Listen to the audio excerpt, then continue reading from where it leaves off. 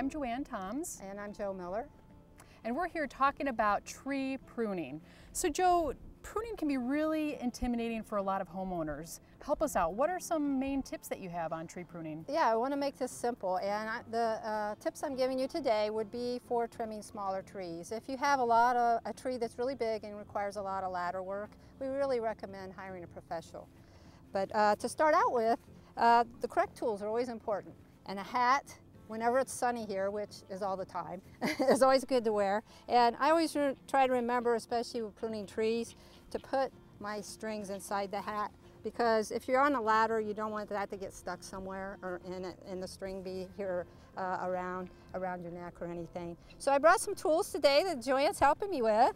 Okay, I love to have a little saw for the tight areas. Okay, and as you can see, it's a pruning saw. You could tell because of the teeth on it. It looks pretty ominous. Okay, and then we also have a larger pruning saw. Now that littler pruning saw is good for starting cuts in tight spots. It's also good for like a ½ inch, maybe up to 3/4 to an inch branch in diameter. Now the larger pruning saw here will do your larger branches for you.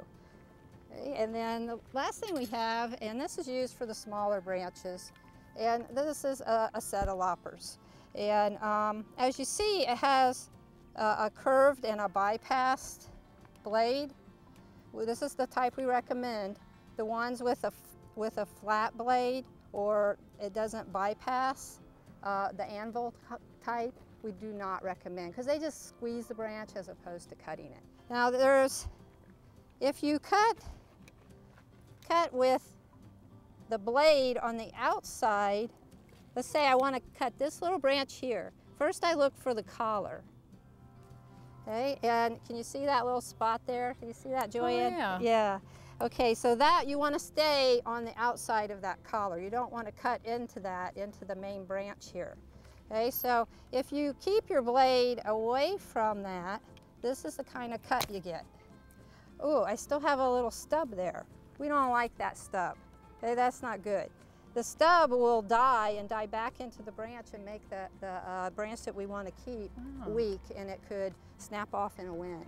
So what you want to do is put the blade, the cutting part, as close to that collar as you can, and cut in that manner. And see the difference? That small amount of difference can mean the difference in that particular branch staying good and healthy, or actually having some dieback in it and creating weakness. Now Joe, I know I've struggled with this in my own landscape, but how do you know how much to prune on your trees? Well, it depends, first of all, on how old your tree is. These mesquite trees here at the tree trail are about 2 years old. So we want to prune as little as possible, and possibly none, okay? Because they're still growing and they're still getting strong. So I'd like to show you how I decide what to prune. So I'm going to move around a little bit here, and most people stand back and look at their tree and go, oh, I want it to look this way or that way. And a common mistake is people want it to look like a trunk with a lollipop. Okay, most of our desert trees are not trunks in a lollipop. And that can damage a tree a great deal. So what I like to do is get in the tree and look at it. What's going on inside the tree? So I get right inside here, and I start at the trunk, and then I start looking at the structural branches coming out. Oh, okay. Okay, and with those I'm looking at, one, do I have any codominant branches? Codominant branches would be, are they kind of growing like this, where they're kind of stuck together and real close? Okay, if you do, early on you need to get rid of one of those. Okay, because later on when they get bigger and thicker and heavier, they're going to just split. As you move out from the tree and you're looking at some of the branches on the outside, this is where people typically look, is out here, and they see that this is drooping. And we actually have some branches touching the ground. That's not bothering me too much right now, because I know those are feeding the tree.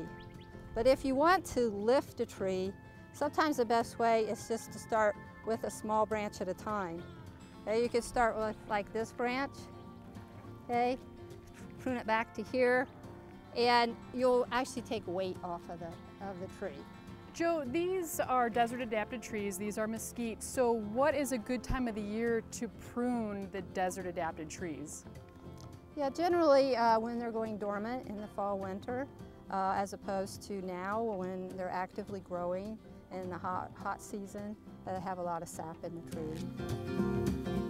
Joe, thank you for the great tips on pruning, how much.